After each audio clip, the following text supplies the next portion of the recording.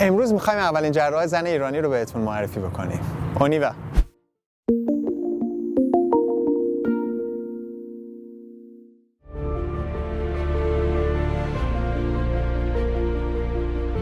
De nos jours, les femmes iraniennes font tout leur possible pour réussir dans leur société.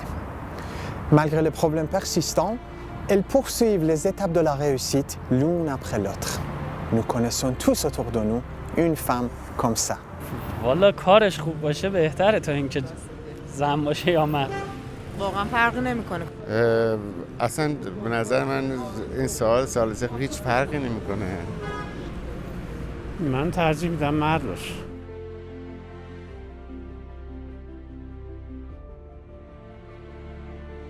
Sakineh Pari-Hamedani a été la première femme iranienne à devenir chirurgienne.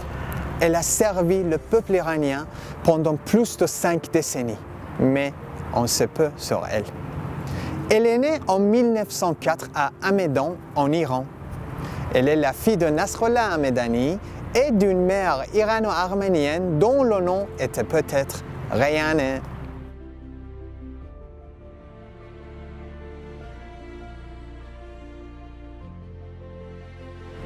نه متاسفانه یادم نمیاد. نه متاسفانه نمیدونم. خیر.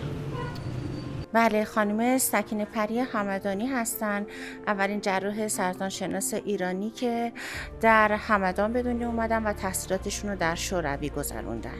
Elle a étudié la médecine en Union soviétique et a obtenu son diplôme de chirurgien en 1933 à l'âge de 29 ans, et spécialisée dans le traitement du cancer. Elle a travaillé dans les hôpitaux soviétiques jusqu'à la mort de ses parents. Elle est retournée en Iran avec sa sœur à peu près au même moment et pour des raisons inconnues.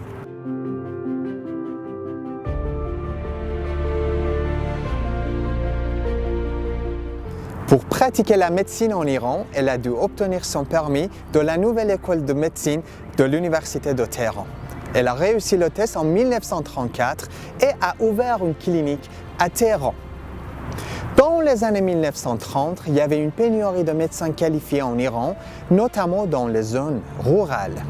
Lorsque la Société des pêches d'Iran a invité Madame Hamedani à pratiquer dans la petite ville du nord de Karasu, près de la mer Caspienne, elle a accepté. ایشون یه خانم خیه و نیکوکار بودن که در رابطه با رشته خودشون مردم رو خیلی ساپورت می‌کردن و در واقع نیازمندان و کسایی که مشکلات مالی داشتن رو درمان می‌کردن به صورت رایگان. Elle s'y est mariée, mais son mariage n'a duré que 4 ans. Plus tard, elle a établi un cabinet dans la ville caspienne de Bandar Gas. Elle a passé le reste de sa vie là-bas, offrant des services gratuits aux pauvres jusqu'à l'âge de 70 ans. Elle est décédée en 1978 et a été enterrée à Bandar Gas. Qu'elle repose en paix.